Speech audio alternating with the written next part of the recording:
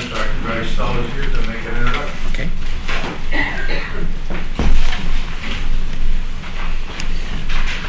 Well, good evening, members of the Board of Selectmen, and once again, thank you for inviting us here tonight. My report is that we're off to a great start at school. I've left a copy of the parent update at your desk, and what I would tell the citizens of Woodbridge too, feel free to go to the district website, and we have all of our parent updates there, as well as a copy. Every household should have gotten a copy of The Bridge, which is our annual report to the community. We're off to a good start after a busy but very productive summer. And some of the highlights of the summer, in addition to the summer programs, was the fact that the North Traffic Circle update was completed. And I mention that because I want to thank the Board of Selectmen and Board of Finance, Board of Education, especially the town side, for the help that they gave us, because it wouldn't have happened without the steep grant. And also the town provided paving for our bus lane in the north, so that's very much appreciated by all. Secondly, the new playground, as of today, was completed.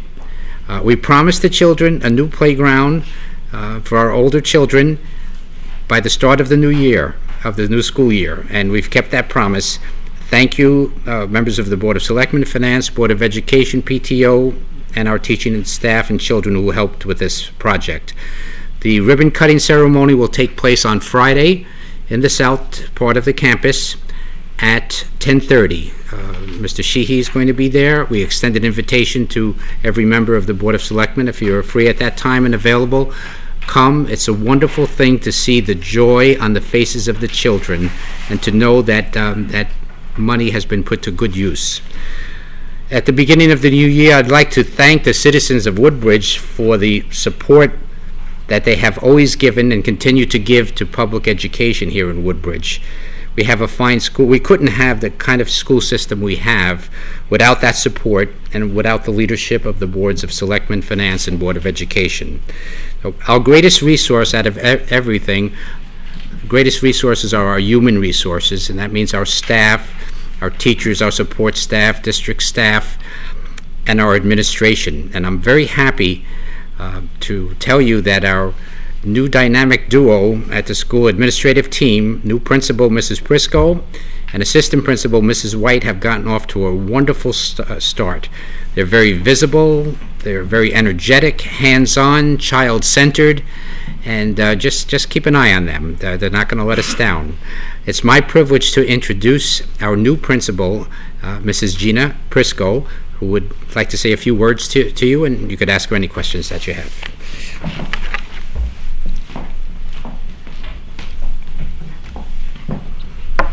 Thank you, Dr. Stella.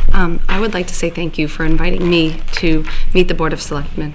Dr. Stella shares with me how supportive you all are for Beecher Road, and many of the things that we do wouldn't happen without you. Some of the things that I've noticed since I've been here are how supportive the town is. Beecher Road is the focal point, it seems, for Woodbridge, and there was nothing more evident than that at the first social, which happened to have my favorite dessert, ice cream. There were hundreds and hundreds of families and people willing to come out just to say hello, just to welcome everyone back. So it presented such a sense of community. It's one of the reasons when interviewing for this position that I was so excited when I was able to accept it. You really rally around your school. So to me, that is extremely important. One of the other things about Beecher Road that I've noticed is the dedication, not only of the children to learning, but the staff and the parent community. They are so supportive. Staff is there early in the morning, late at night, consistently having conversations about, are we making sure we're doing the best for children? And at the end of the day, that is why we're there. So I am looking forward to a long and successful career here in Woodbridge. So I thank you ahead of time for your support, and look forward to working with you for a long time to come. Any questions for me? Thank you. Well, welcome to Woodbridge, and we've heard a lot of good things about you, as I told you earlier, and so just keep up the good work. Thank you very much. Okay. Next on our agenda is HRP Associates. Brian Walford is here in connection with a proposal for remedial action plan for Country Club of Woodbridge. And we have in our packet some information in connection with this. So Brian, you want to give us a little background of where we are with this? Yes. What you're looking at is a proposal to prepare a remedial action plan that's related to the Country Club of Woodbridge. It's a piece of property that the town had purchased several years back, and historically, during the operations of of the Country Club, they generated some hazardous waste on the property. When a property like that gets transferred, it goes through the property transfer program within the state of Connecticut, and it gets into what that program does is it sets up a timeline to investigate the environmental quality of the property and evaluate whether there needs to be any cleanup done on the property, and then also follows through with that cleanup. So where we are currently is we've gone through the first initial investigation phase. We've gone, which identifies where potential releases could have occurred on the property. We've investigated those areas. We've identified some areas that require some cleanup, and what this proposal does is it creates a plan to implement some cleanup of some pesticide-contaminated soil around the maintenance building area on the Country Club property. It's an area where they're handling the pesticides and mixing them, and there's some incidental spillages that occur when you're handling materials like that. So what this does is it sets up a plan to clean up that portion of the property. This plan is just this is for an isolated area around the shed, I guess? Yes. Has nothing to do with the golf course itself? Correct. And in connection with this inspection that was done, an investigation, there was no problem with any of the water there, just the soil. Just with the soil, we found some issues with the soil.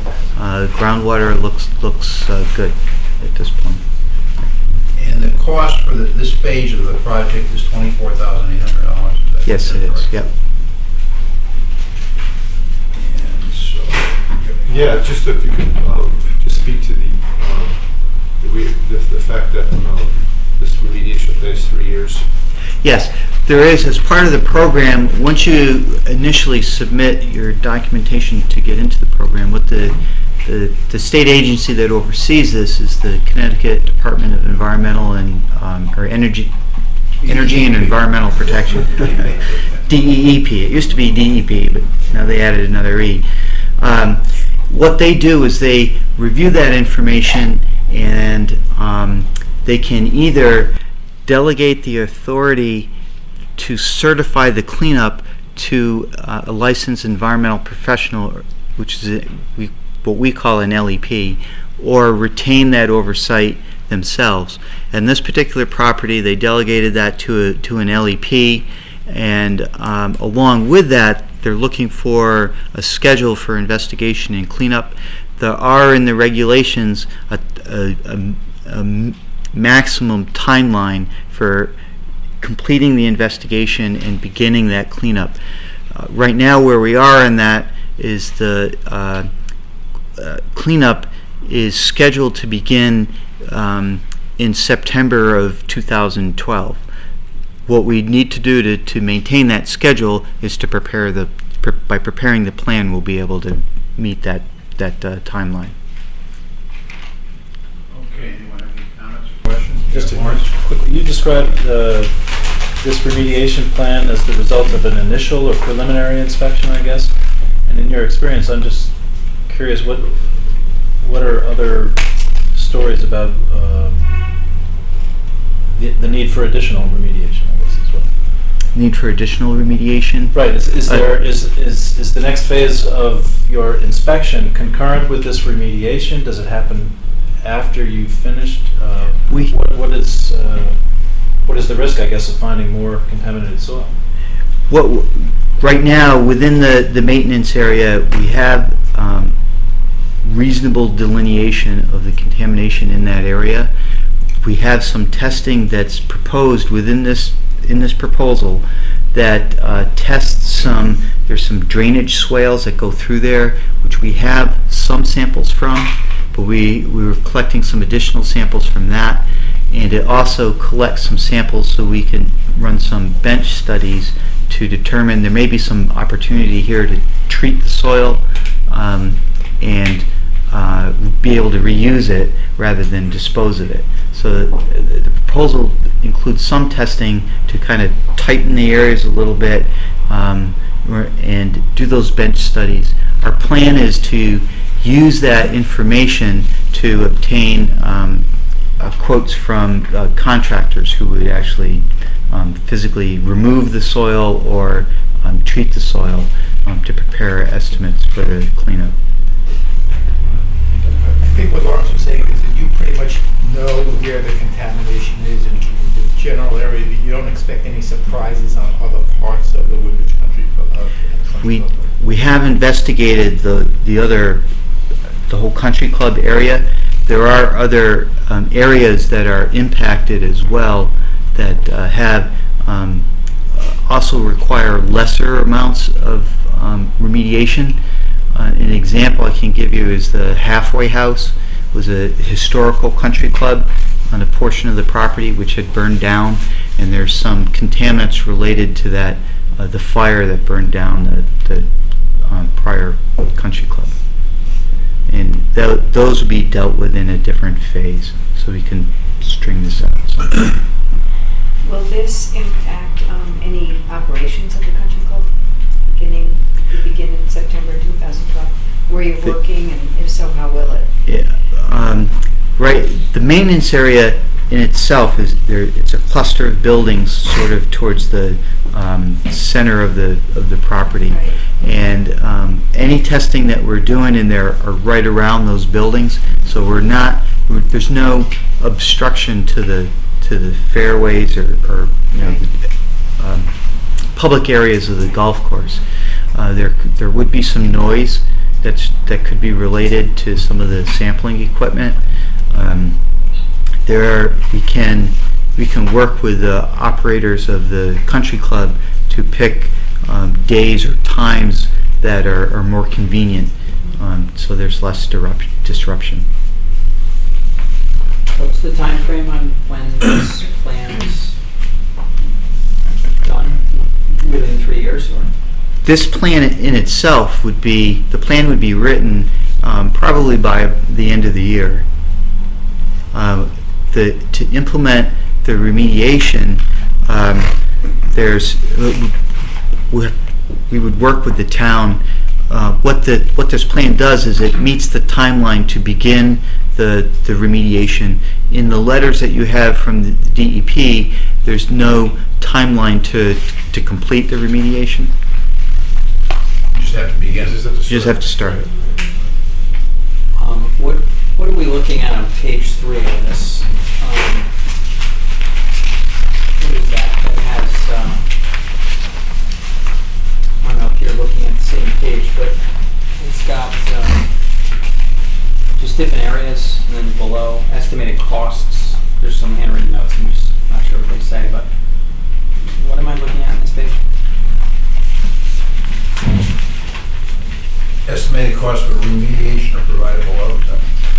Yeah, it's $655,000. What's that referring to? That I don't have. If I could borrow someone's copy.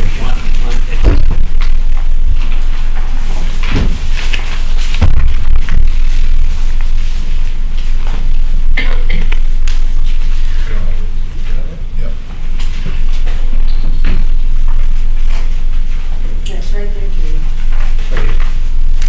There's 2 page 3s. It's at the end. Okay. These are estimated costs which have been based on the investigations that have been completed to remediate the whole country club. So this goes beyond just the maintenance area and includes other areas. That table that's above that has 3 columns at the top, AOC, description, and compounds of interest. Those are the areas that are being addressed under those remediation costs. And This takes you from beginning to end. So it takes you from the where we are now, preparation of the remedial action plan, what the process is to go through remediation. In this case, what we're finding is soil remediation. So there's we prepare these plans, we address the soil remediation. Once the soil remediation has been completed, by the regulation, what we need to do is monitor the groundwater to demonstrate that we're complying with the groundwater criteria. That's item number 3, post-mediation groundwater monitoring. That occurs over a period of 4 to 5 years worth of data would be collected over that time period to show compliance. It's just the way the regulation is written. Then item number 4 is in ELUR is a environmental land use restriction. There are certain allowances within the regulation that enable you to have or leave contaminated soil in place under certain conditions. For an example I can give you is a total petroleum hydrocarbon. It's something that's related to petroleum underneath a building that is considered by regulation environmentally isolated and inaccessible, so people can't get in contact with it, and it's because of the buildings there, it's not subjected to infiltration from rain, which might leach contaminants out of it. So by putting a land use restriction on that building, and it would allow you to comply with the regulatory standard, and it also what it does is it puts a notice on the deed. So you're not, and the purpose of that is not so that you can never tear the building down if you wanted to and rebuild a new building, but what it does is it puts you on notice that if you are to tear down that building or maybe add on to it or modify the floor slab in some way, it just lets people know that there is potential for contaminated soil to be encountered beneath the building that may have to be handled in a certain way. So the $655,000 total, the $25,000, the first number, that's your plan. This was like an estimate that was prepared at one point? Yes. And then, so the 24 ties into that. Yep. And the rest of it, like the 450,000 excavation, that's just an estimate because it may or may, it could be larger or smaller than that based on what you find? These are engineering estimates, so these are not determined by a project of this magnitude. Typically what we would do is we would obtain bids from contractors to provide a more competitive cost. So what these are estimates that we've generated internally based on we have cost books that we can use. We also have we can obtain ballpark estimates from contractors that we might have a relationship with, but the intent here was something of this magnitude would be to obtain quotes from to bring it to a more competitive level. And sorry, last question is on, did you say that those estimates are just like the first 1, 2, 3, 4, 5, 6 items, or like it ends at the halfway house, or are those projections everything on the list? These projections are everything on the list. I got you. Your plan is just going to include a portion of the list? Just the maintenance area. Okay. And so we'll have to do another plan for the other areas? We would have to do another plan for the other areas, yes. Yeah. How can we pick that? Because that was worse? Yes, the maintenance area, once again, the greatest potential for releases to occur on the property are where people are handling and mixing the pesticides. So that occurs in the maintenance area. The other important item that makes this a higher priority is during the investigation there was a sample out behind the CART building, if you're familiar with the site, where we had a contaminant level that was very high. And the state has notification limits for soils to protect, really it's protect against direct contact with soil that requires notification to the DEEP. We triggered that notification limit and we filed the paperwork, to report it, notify the DEP of the condition. And that area right now has been cordoned off, so to keep the public out of that area. But that's another reason why the maintenance area was selected as the first area for cleanup. Any other questions? If not, then I'd entertain a motion to adopt the proposed scope of work as outlined in Mr. Washburn's letter of April 11, 2012. So moved. Is there a second? Second. Any discussion? All those in favor signify by saying aye. Aye. Opposed? Thank you. Thank you. I see Charlie Whiting here. I don't know if you'd like, maybe we can take him out of order. He has a relatively brief proposal to make. So that's item number 8 on our agenda, Boy Scouts holiday tree sale, use of town property, old firehouse. Charlie That's Whiting. right. That's something that we've had the privilege and pleasure of using for over 25 years. We started with down in the Blue Check many years ago. We moved up to the old firehouse. We had the firehouse for our headquarters.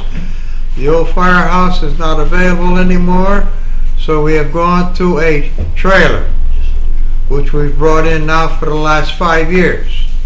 The town has helped us with the paying of that, which would be half of the bill. They have run wires from the firehouse down to a post near the parking lot, so we do now have electricity instead of a generator. And all the facilities, we used to have a bathroom in the firehouse. Now the town has supplied us with a porta potty. So we are in good shape for the shape that we are in at this time. Okay, so I see in your letter to us, Charlie, that the trailer rental for the month is $1,200, and you say last year the board authorized $600 towards the cost, and you're inquiring if the board would consider paying this amount again this year. Yes. So, what's our pleasure here to do that? Would like to make a motion that we authorize $600 toward the cost of the porta potty, as we did in the past. Actually, the trailer rental. Oh, okay. Yeah. I'm Have sorry. they paid the electric bill for the old Yep. firehouse Right. yet? I'm sure if we haven't, we will. The town is We did also it. Yeah, we paying did. for the Yeah, we porta did. potty, and this is for the trailer. Trailer, right. Well, okay. So the motion's been made, is there a second? Okay. I'll second it. Any discussion? All those in favor signify by saying aye. Aye. Opposed? So, and that includes also the use of the property, the town property as described by Mr. Whiting. Okay? Right. All right. Well, good luck. Thank you. Thank you very much. Okay. Okay, returning to our agenda, item number 3 is the United Illuminating Clear Energy Program. And Sherry Borelli is here to make the presentation. Good evening, First Selectman, the Board of Selectmen. Thank you for having me here this evening. I'd like to thank the First Selectman and the Town of Woodbridge for re-signing the new and improved Clean Energy Communities Pledge. So I'll just give you a quick refresher on what the old pledge was and what the new pledge includes. So the old pledge, you had committed to purchasing 20% clean renewable energy, and you're continuing to do that. Under the new pledge, we have included energy efficiency points for the town to earn a grant towards an energy efficiency project that you can use towards a municipal project or a Board of Ed project. In order to earn those grants, the town and small businesses will participate in our programs. Woodbridge has always been a leader and an early adopter when it comes to renewable energy and energy efficiency. So you've already achieved 80 points. 100 points will get you that $5,000 grant. And I will be working with the community and the Woodbridge administration to work on marketing and some initiatives in order to encourage people to participate more in our programs. One of the programs will be the Home Energy Solutions program, which you did a big kickoff for back, I believe, in 2010, and also the income eligible Home Energy Solutions version of that, where it's free for people who qualify. Additional items in the pledge are our engineer at the United Illuminating Company will be working with with Joe on benchmarking the buildings and getting them so that we can have a municipal action plan and move forward and know, looking forward or moving forward, what buildings we want to look at in the future and how we can improve them, and have a look ahead and say, this is what we want to do and this is what we want to incorporate over the next year or the next 2 years. And everything else with the pledge remains the same. So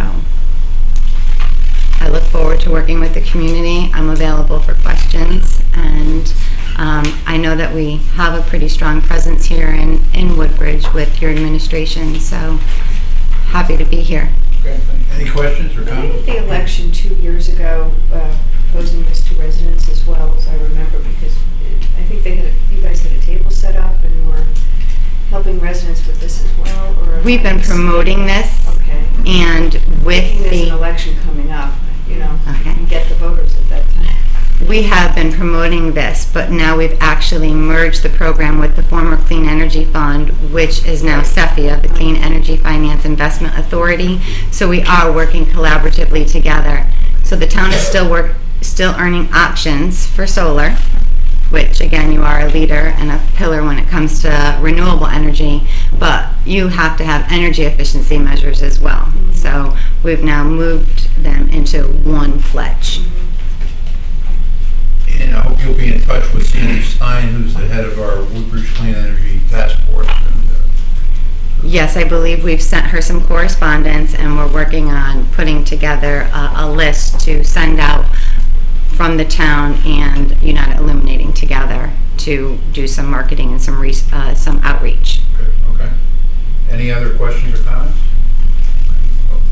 Great. Thank you, Sherry. Thank you. Enjoy your evening.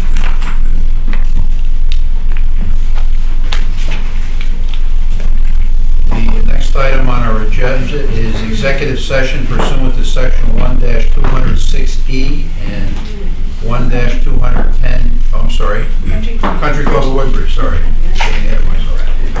Okay. Country Club of Woodbridge, July financial information, Jason Beffert and Ryan Phelps are here, along with Dee Hotchkiss, chairman of the Country Club of Woodbridge Commission. Okay. Good afternoon. Okay, good evening, guys. Thanks for having us here. So, to talk about July financials, obviously the month didn't shake out the way we had hoped it would. To talk to a couple of specifics on the list, you'll notice we're about $9,000 down on membership revenues for the month. Which is a little concern, but again, 2013 shaking out to be a lot better. This, yes, I do. Yep. Can you hear that? Yeah. Well, I can't. And then you'll see the biggest shortfall obviously comes in greens fee, card fee revenue. We attribute this, about 27,000 of this to a lack of outing revenues. And then further, we attribute the rest of the shortfall to course conditions. As most of you are aware, at this time, in July, with the heat pressures, we had some issues on the fairways out there that our customers definitely noticed. But every day, the course is getting better and better and better, and we'll talk about that a little bit more later on in the report. But it's important to know that in July, that is one of the main reasons why we were short. On the expense side of the equation, we had a timing error in the reporting on that. 11,000 of that in a golf cart lease payment should have been timed out to the month prior. And then also a lot of the overages in the expense side, you'll notice, fell towards the amenities side of the budget, most notably the pool. We had a lot of activity at the pool in July. It was a hot month. It was a good month to be at the pool. So a lot of our expenses came from using extra propane to dry the towels, extra staffing, and so forth. All that being said, is upset as we are about the July financials, we do still project out to be a break-even point for the town's budget. We don't anticipate to get additional funding or anything to keep the golf course going, so that is a positive. Specifically to talk about that, looking towards September, we're in the middle of our fall membership drive.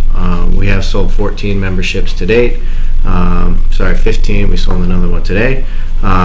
6 of those are renewal memberships. 8 of those are new memberships. Those 8 new memberships are resulting in about $14,000 in revenues, which is $14,000 more than we had last year at this time. So we're considering that very positive.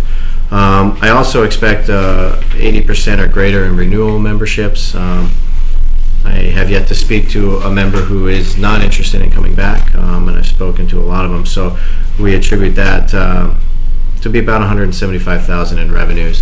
And again, if you remember, when I was here last, we set a deadline of November 30th to have your memberships in for the next season, or else the membership rate is going to increase. So we expect that $175,000 to hit before November 30th. To talk to outings in September, we've held 3 of them. We've got our 4th outing in the grow room as we speak. This has resulted in roughly $20K in revenues for September so far, which we missed in the previous month, so that's a huge plus for us. We also have 3 or 4 outings booked for the remainder of the month, and I'm still getting calls for October. So again, we expect that to tie out to about another $20K. So that's looking positive for September results. And I'm also already speaking to groups about next year. I've already got 1 outing booked for 2013 already. To speak to a couple year-to-date highlights,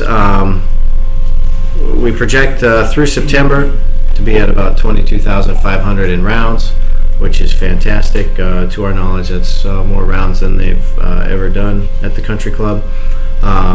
We'll be at about 65,000 in pro shop sales, golf shop revenue, and our food and beverage sales have been really strong as well. So we project to be about 150,000 in revenues through September. Again, I think it's important to talk about the condition of the golf course as well. Most specifically, it's important to note that the golf course is getting better every single day. After having been here now for 6 months, Dennis and his team, their daily practices that they work on every single day are starting to pay off. Now that the heat pressures from the summer are no longer here, it's prime time for grass growing at this point. Brian and I took a ride around the golf course today. Areas where they have aerified are filling in great. We have more aerification to do. We have more work to do, but again, the golfers are starting to notice, and it's happening quickly. Specifically, we had a golfer play Saturday, and then he came out for an outing that we had on Monday, and he came to me and he said, "What did you do to the golf course?" And I said, "What do you mean?" He said, "Well, the golf course was tremendously better than when it was on Saturday." So that's good. I think we'll continue to see that through the fall. Just to talk specifically about what we've done, obviously we maintain a consistent chemical and fertilizer schedule, which is paying off. We've aerified the tee boxes, the fairways, and the approaches once, the collars. Those areas have responded tremendously. The tee boxes look great. We had a couple of bare spots creep in on the greens again in August as we had some heat pressures. Dennis was sanding and seeding in those areas. They're almost completely gone. All full with grass now, which is great. Fall projects that we're going to continue to work on. We're going to aerify the fairways 3 more times between now and when the snow flies. knock on wood, that we don't get snow too early. We are going to aerify the greens on October 1st and 2nd, which is a standard practice. It is disruptive to golfers, but it will make a huge impact on the course. We've got the town is going to bring some millings by in the very near future, so we can get some of the cart paths smoothed out, and hopefully do some of those repairs next week, which will make, again, it'll make a big impact to the golfers when they come out. And then finally, we're just continuing to maintain the golf course on a daily basis better than it ever has been, in terms of breaking bunkers, course setup, weed whack around the areas that haven't been touched in years, and so the golf course is just continuing to get better every day. And finally, the comments are starting to turn around, and golfers are noticing again, so it's great news. We expect that the fall membership promotion is going to continue to be very successful. So at this time, if you have any questions, we'd be happy to answer. How's the signing up last year people at the former rate going? It's going very well. Again, I think a lot of them will hold on to their money until November because they can. That's the deadline. Correct, November 30th. But again, everybody who I've personally spoken to is very encouraged and very excited to sign up. So that's gone very well at this point. When I was there 2 weeks ago or so, I noticed that the fence that is between the tent and the pool, I think it was just like a temporary situation. Correct. Is that coming along? I was just worried because it didn't look to me like it actually is a proper fence to keep. Correct. That's coming very shortly, actually. We're working with Orange Fence and the town. We're trying to figure out the minimum requirements that the fence needs to be so that everybody's safe and everything's up to code. And because there's a couple of stairs that go down towards the tent there was some Orange Fence had some questions as to how high that actually needed to be up to code. So they're figuring that out very shortly, and Mr. Taddy and I are going to have that shored up by the end of this week, so they can begin progress on that. When do you think it may be installed? I think I don't know the exact answer to that question, but I would assume by the end of September it'll be installed. Any other questions or comments? Not? Okay, thank you. Okay, now we come to executive session pursuant to section 1-260 and 1-10(2) of the Connecticut General Statutes about police workers' compensation, and our attorney is here, Charles Tiernan, to address that issue. So I'd entertain a motion to go into